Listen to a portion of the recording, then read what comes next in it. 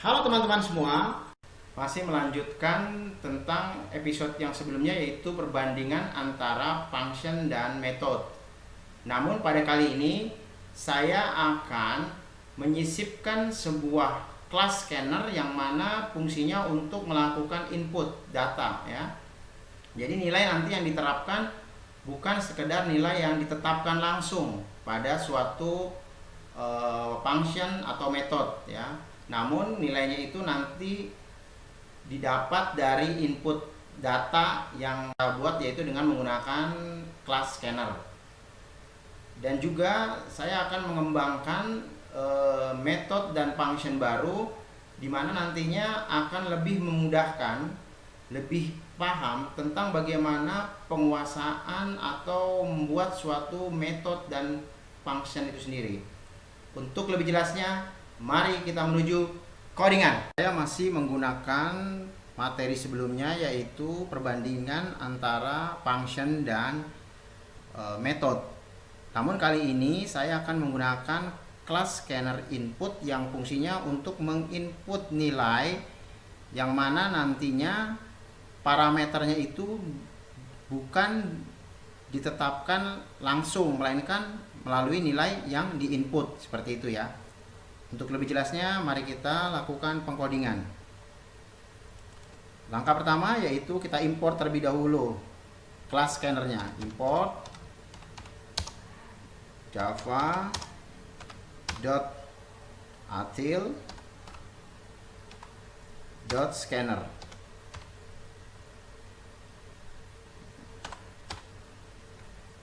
Ya, lalu berikutnya kita tetapkan pada area public static void main ini.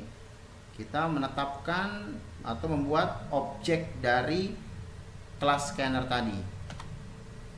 Misalnya saya buat scanner, saya buat objeknya KB misalnya sama dengan new scanner system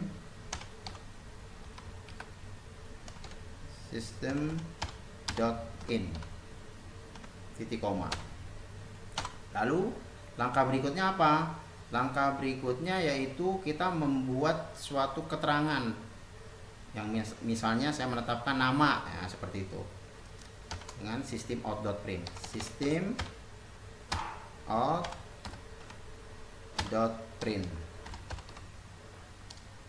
Nah, saya buat sini nama di koma.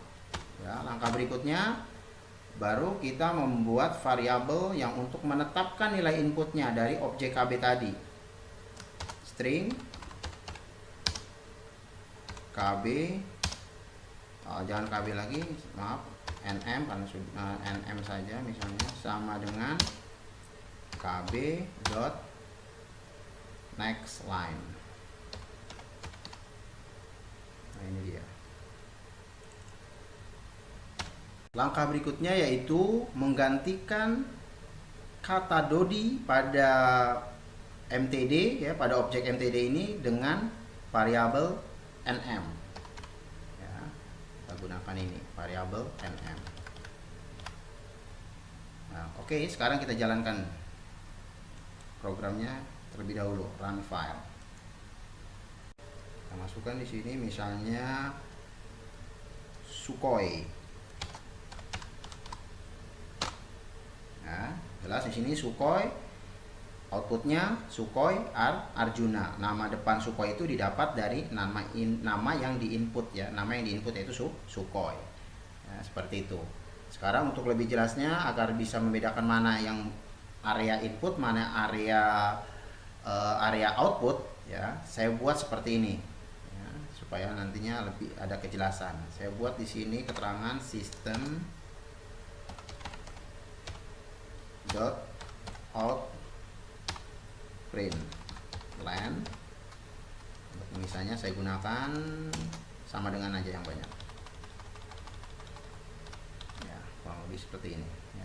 Kita jalankan lagi, jadi nanti akan kelihatan area input dan area outputnya. Albert misalnya.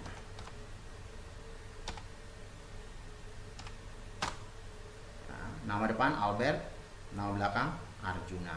Ya, jadi ada pembatasan di sini, ini untuk menegaskan bahwa ini nilai input dan ini nilai output. Albert misalnya.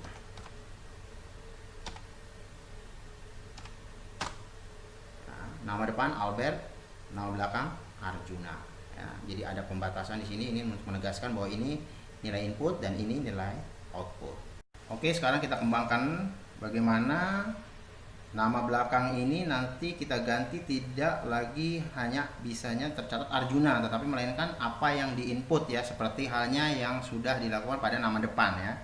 Jadi caranya yaitu kita copy saja ini. Kita copy.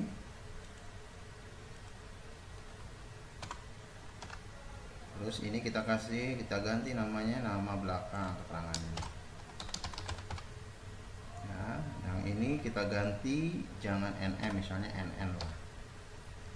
Ya, nah, FNG ini atau FNG ini kita ganti juga, jadi jangan Arjuna lagi melainkan variabel NN. Oke, sekarang kita jalankan.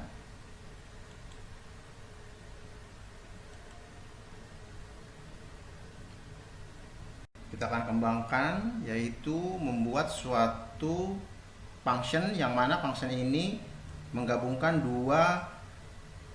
memiliki dua parameter ya. Yang parameter pertama untuk nama depan, yang parameter kedua yaitu untuk nama belakang. Kita buat seperti itu.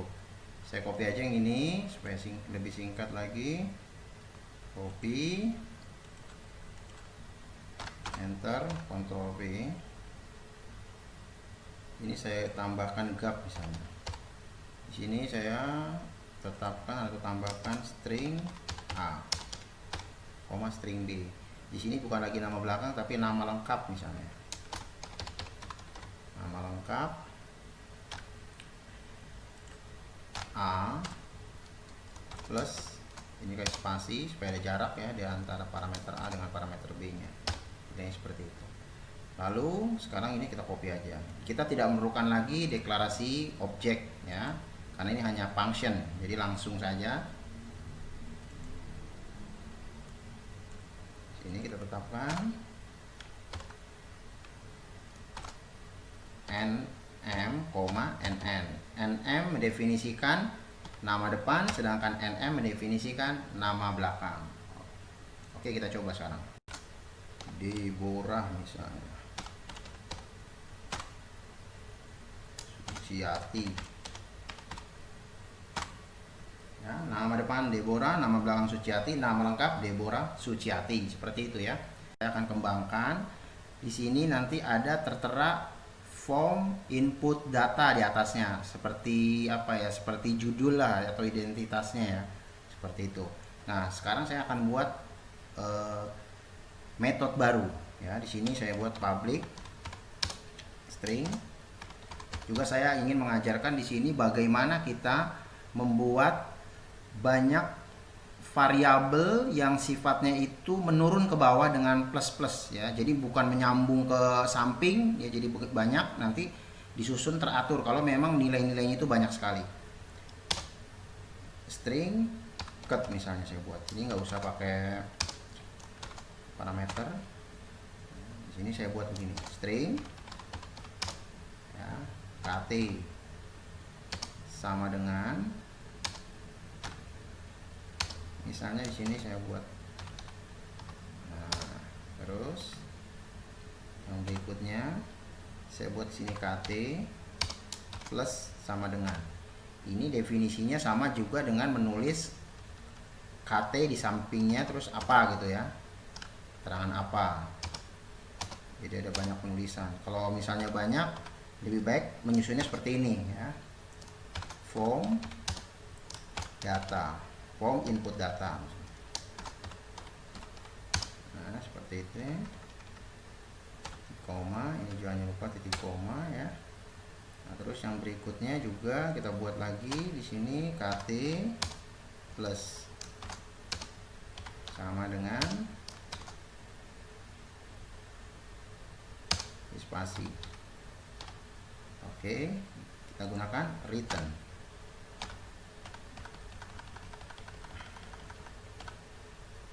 return KT. Nah, seperti itu. Ini kita kasih titik koma. Nah, langkah berikutnya ini kita copy ke atas. Bukan di copy tapi di cut, maaf. Kita cut di sini, cut, pindahkan di sini aja. Nah, oke, sekarang saya buat gini. System out dot println ya. Di sini saya masukkan ca dot cut ya. Ininya metodenya cut. Titik koma. Baik, sekarang kita jalankan. Kita lihat hasilnya seperti apa. Run file. Kita masukkan di sini nama depannya misalnya Java. Nama belakang saya masukkan programming misalnya. Enter. Nah, nama depan Java, nama belakang programming, nama lengkap Java Programming ya. Di sini ada tertulis form input data. Sebenarnya kita bisa saja menulis form input data ini langsung ya. Cuman ini hanya sebagai contoh bagaimana membuat suatu metode ya, suatu metode lagi, mendeklarasikan metode lagi dengan cara penulisan variabel yang nilainya itu kemungkinan banyak. Jadi jangan selalu ke kanan, bisa ke bawah dengan tanda plus itu menandakan bahwa kelanjutan dari variabel sebelumnya. Tunggu episode berikutnya. Jika video ini dirasa bermanfaat, silahkan di-share. Dan bila ada kata yang salah, mohon dimaafkan. Terima kasih. Thank